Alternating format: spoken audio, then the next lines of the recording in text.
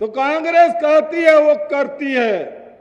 Old pension scheme Chhattisgarh में लागू, राजस्थान में लागू, हम झारखंड में हमारी साझा सरकार है वहां लागू, तो हिमाचल में यदि आपसे कांग्रेस ने कहा है कि 10 दिन में ओपीएस लागू होगा, मतलब लागू होगा। देखिए, ओल्ड पेंशन स्कीम पहली कैबिनेट में लागू होगी, उस बारे में हमने आज भी बैठक बुलाई है। मैं अभी क्वारंटाइन 7 दिन के बाद तो मैं अब जा रहा हूँ।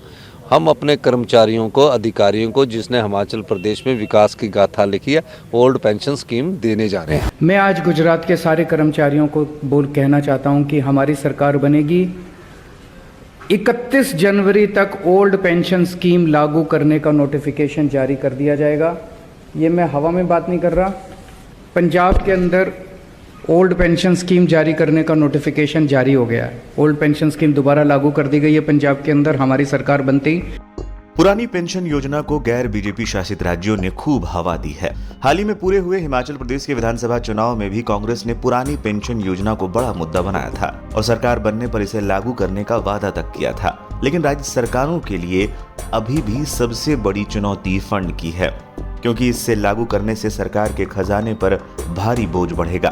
पुरानी पेंशन योजना पर अब योजना आयोग के पूर्व उपाध्यक्ष मोंटेक सिंह अहलूवालिया ने बड़ा बयान दिया है।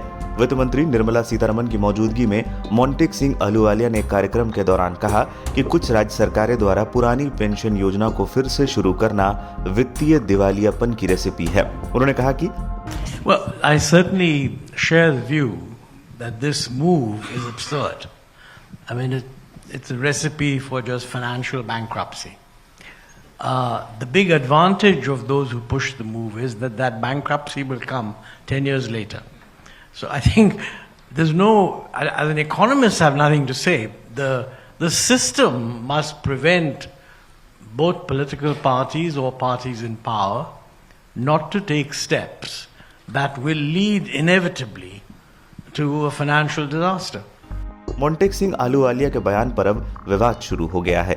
मामले पर अब दिग्गज कांग्रेस नेता और राजस्थान के मुख्यमंत्री अशोक गहलोत का बयान सामने आया है। सारे इकोनॉमिस्ट जो है वो अपनी उनकी जो प्रॉपर्टी है काम लेते हैं, वो लोग सब लेते हैं। हम तो ये मानते हैं कि हमारा मैनेजमेंट जो है, हमारा मैनेजमेंट है, वित्तीय प्रबंधन हमारे विभाग ने किया है। हम लोगों ने बैठ के बातचीत करी है।